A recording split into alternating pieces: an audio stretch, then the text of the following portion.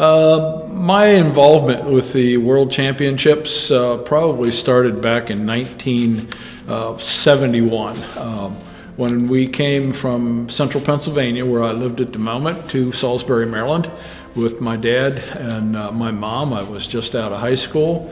My dad and I were carving. We had started carving in like 1968, 69 to make a rig of decoys for me to use on the Susquehanna River. We heard about this contest from my then employer. I was an apprentice at a taxidermy studio, and at the time I was learning the art of mounting birds, and that went on to include all the avian forms out of that studio. We heard about this show and we came down to it, and it was over at the Civic Center here in Salisbury. And we found out that, my gosh, they had a world championship carving contest that year, 1971. So the following year we came to it, 1972, and we've been coming every year since. I say we, I mean me. Mom and Dad have since gone. But now I've got a brother and family members who come. My daughter was involved with this, and my grandchildren are both involved, as my brother is too. He's rather deep with this whole thing. But we haven't really missed any, and started competing probably back in the middle 70s. So once I got the urge to really compete, I was making decoys at the time to hunt with, and also our local Ducks Unlimited chapter started a decoy contest, and that whet my appetite for competition. So we've been going ever since with it. Hi, I'm Rich Smoker from Marion Station, Maryland, on the beautiful banks of the Anamessic River, where we live and enjoy life. Not only do I enjoy life there, I enjoy it here at the Ward Museum of Wildfowl Art. I'm the chairman of the board of directors right now. I've been on the board for the past 23 years, I believe. I'm also a living legend from 2016, a 2008 World Championship winner from the World Championships, a 2019 National Endowment for the Arts Heritage Fellow also. At the World Championships, we generally start on Mondays. For a Friday, Saturday, and Sunday event. Seems odd to start that early, but that's when people start rolling into town, because classes, carving classes, start on Tuesday morning. The 3-day classes anyway. We have 3-day classes, 2-day class, and 1-day classes. And these are all hands-on works that is, to be honest with you, is a joy to me. I absolutely love it. I teach one of the classes, and I have for a long time now.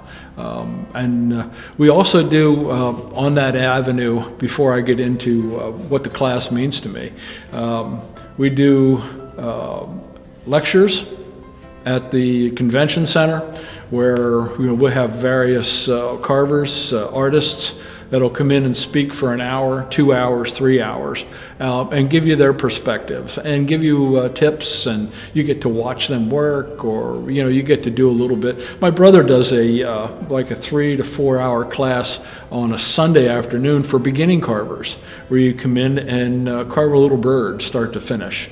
And that's fun to sit in on. To be honest with you, what I do is Sunday afternoon, I'm kind of fried. I go up and I'll grab one of my brother's knives and I'll sit in on the class and carve a bird for an hour. And when I get it done, I leave again. But that means everything. Just to sit with other people and carve, it brings back memories. My brother and I teach a class. It all started out with me teaching a single class, and to be honest with you, it was something that was lacking. So I decided to change the format in the class that I was teaching to bring in one of my favorites, and that is doing decoys from antiquity.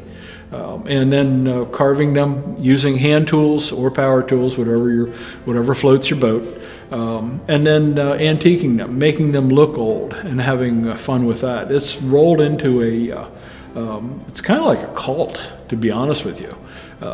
I got my brother involved to come down and help me, because at the time I was, I told people that I only, told the powers that be at the ward that I only wanted like 12 people. And it ended up that first, that one class of 15, it's like, holy mackerel. You know, I've handled classes up to, one time it was 33 people. I had a class on a weekend, but I brought in my father, my brother, and a couple other people to help. So we handled that, but that was way too many people. But 15 people, and the essence is you want to give everybody the same instruction so they get the same thing out of it, and they can carry forward with their abilities and you know, finish a bird that they could enter at the World Championships. And that really worked out well. Now I've gone back to the powers that be at the ward, the last class, and I told them I didn't want more than 12 people, and I ended up with 18. Hello, which was fantastic. You know, my brother moaned and carried on and complained, but we had a blast. What happens is these people come from all over the country. We have people from California, have people from Alaska, Maine, Florida, you know, give me a state, Louisiana, Michigan, you know, all over the place. I think I did say California, but it's a big state. I'll say it twice. But we have these folks coming in and they all become friends. You know, we're in touch over the course of the year and talk back and forth a lot. And it's just so much enjoyment that, you know, we get together during the class. We all go out to dinner. We'll sit around in different rooms and talk in the evenings, enjoy life, and talk about different aspects of carving. You know, and you know, we talk about hunting and fishing. We talk about throwing bricks through windows. I mean, you name it, we talk about it. But you know, they become more family than just participants in a carving class. And you know, I'm in touch with some of these folks every week. And it means everything. By and large, my classes fill up before the class is over. On Thursday, I generally do a Tuesday, a Wednesday, and a Thursday. And by Thursday, we already picked our project for the following year, and mostly the class is 3/4 of the way full already, if not totally full. Here it is, this pandemic, this is our second year of pandemic. 2021. We didn't do our class in 2020, and we're not doing it in 2021, but I have the same people already signed up for 2022. They want to be there.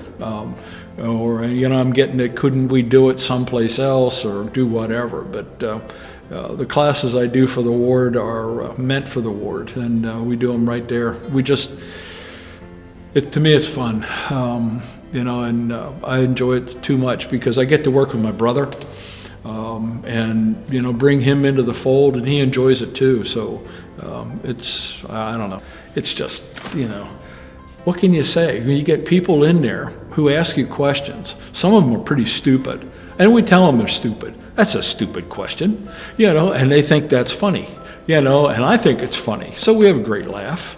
You know, like, the best thing about teaching that class is every one of those students teach me something. They teach me a different perspective. They teach me a different way to teach them. And a lot of times I'm thinking on my feet. So, you know, if you're not getting it the way I'm telling you, let's try this. Let's try this way, you know, let's jump around here, because I know we can teach, we can get across to you what I want to see. You know, you look at the photograph of a bird like this and see how this is done. This is how you did it. This is how they did it. You know, the carvers, the old carvers. So the fun thing is, this is how you blend the paint. This is how you do this. This is how we're going to antique it. This is how everything works out. You know, if you can't follow me, maybe you can follow my brother. You know, maybe he can come up with a way. So we'll get together and we'll teach as a tag team. So, you know, to me that means everything. You know, the biggest thing is it's not the money you make. It's not getting the bird done, getting the class over with. Not at all. It's getting to see light bulbs come on in people's heads.